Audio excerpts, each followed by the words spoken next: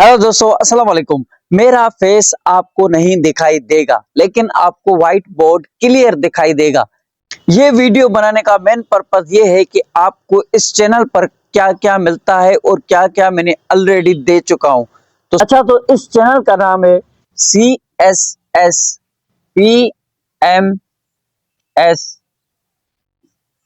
Material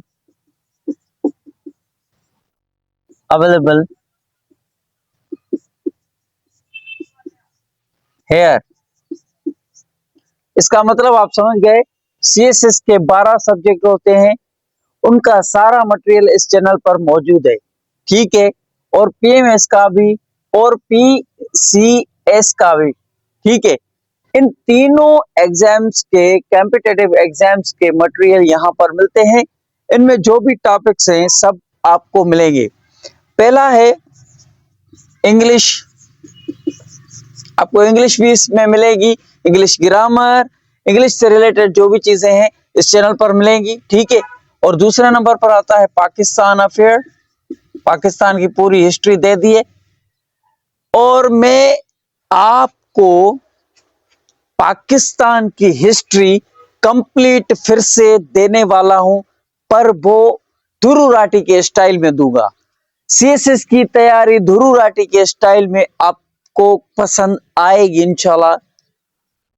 तो comment, like और subscribe करें।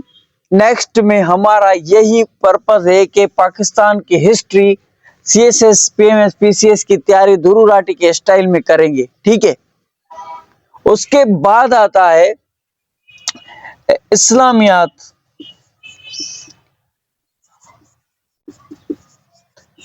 इस्लामिक स्टडी के कंप्लीट सिलेबस के टॉपिक्स मैंने इस चैनल पर दे दिए हैं, सब कुछ पढ़ा है, क्योंकि CSS PMS मटेरियल अवेलेबल है, तो ये सब कुछ यहाँ पर है। उसके बाद जो कंपल्सरी सब्जेक्ट है, 2 पेपर हो गए इंग्लिश के, एक पाकिस्तान अफेयर का, एक इस्लामिक स्टडी का, टोटल ये 4 पेपर हो गए। ठीक है, इसका सारा मटेरियल अवेलेबल है, इस चैनल पर मौजूद है। उसके बाद आता है general science and ability. General science और एबिलिटी के लेक्चर भी कंप्लीट है। और उसके बाद इस रिटन एग्जाम से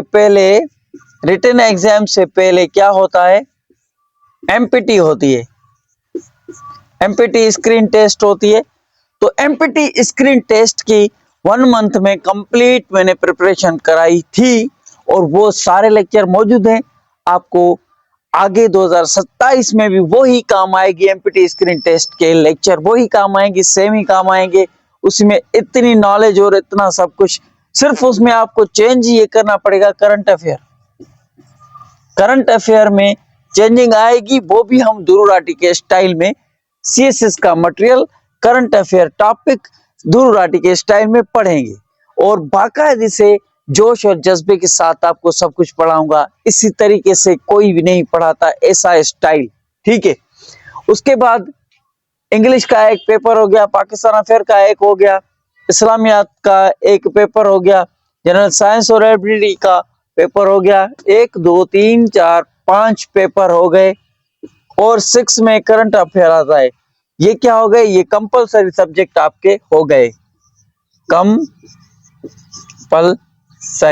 कंपलसरी सब्जेक्ट आपके हो गए। ठीक है, उसके बाद आता है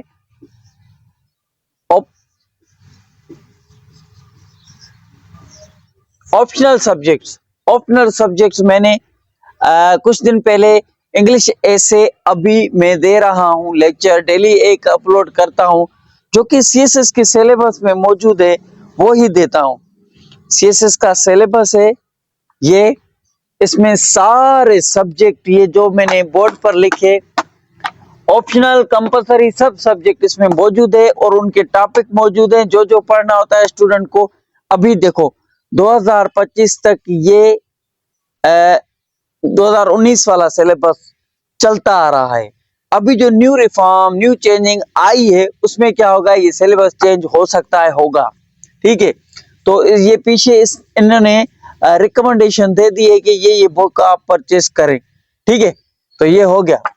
अब देखो इसमें जो इंग्लिश ऐसे दिए हुए हैं कि इंग्लिश ऐसे कौन कौन से होते हैं और नॉलेजेबल कौन से होते हैं, जो कि सीएसएस एस्पायरेंट अगर न्यू एस्पायरेंट है, नई तैयारी कर रहा है, अभी शुरू कर रहा है, तो उसके लिए क्या चीजें हैं जो कि बहुत जरूरी है।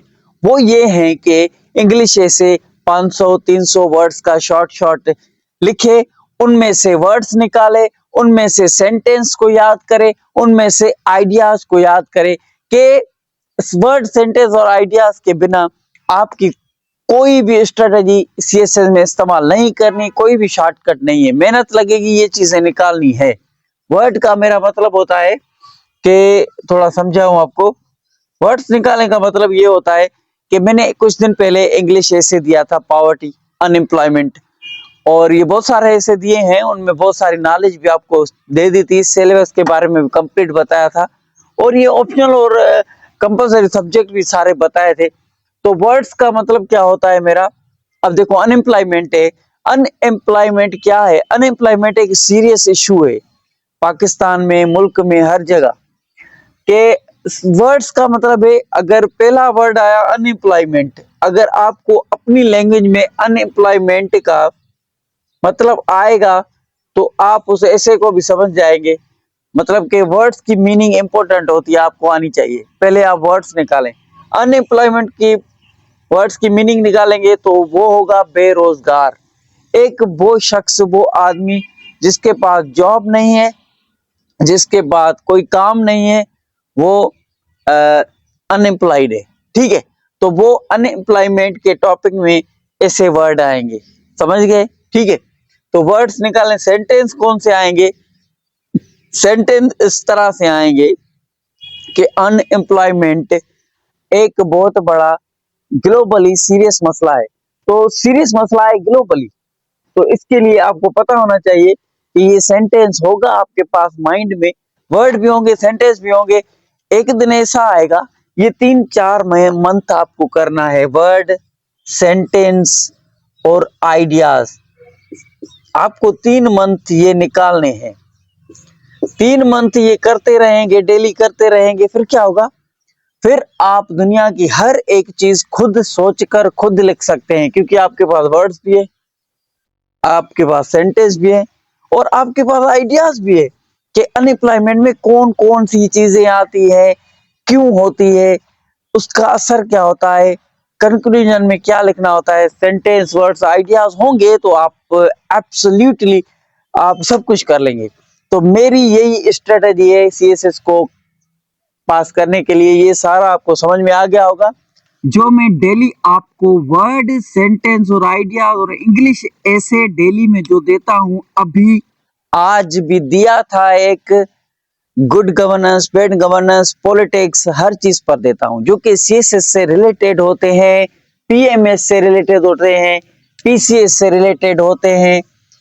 हर स्टूडेंट को इंग्लिश अच्छी करनी है, चाहे वो स्पीकिंग अच्छी करना चाहता है, चाहे वो रिटन एग्जाम्स की तैयारी कर रहा है, तो ये स्ट्रेटजी फॉलो करें, वर्ड, सेंटेंस और आइडियाज। और जो मैं ऐसे दे रहा हूं, ये वीडियो आप डेली देखें, आप सुनेंगे, फिर भी आपकी बहुत इंग्लिश स्ट्रांग होती जाएगी, क्योंकि मैं उर्दू में बोलता हूं और इंग्लिश में लिखा होता है सब कुछ। तो इसके लिए लाइक, कमेंट और सब्सक्राइब के साथ डेली वीडियो देखें। कल एक और इंग्लिश ऐसे आएगा, जो मैंने लिस्ट ऐसे की दी है, वो सारे बहुत ही नॉलेजेबल ऐसे हैं। एक पर्सन नॉलेजेबल बन जाएगा अगर उसको फॉलो करेगा। डेली लेक्चर देखें, कीप वॉचिंग, स्टे कनेक्टेड। अल्लाह हाफिज।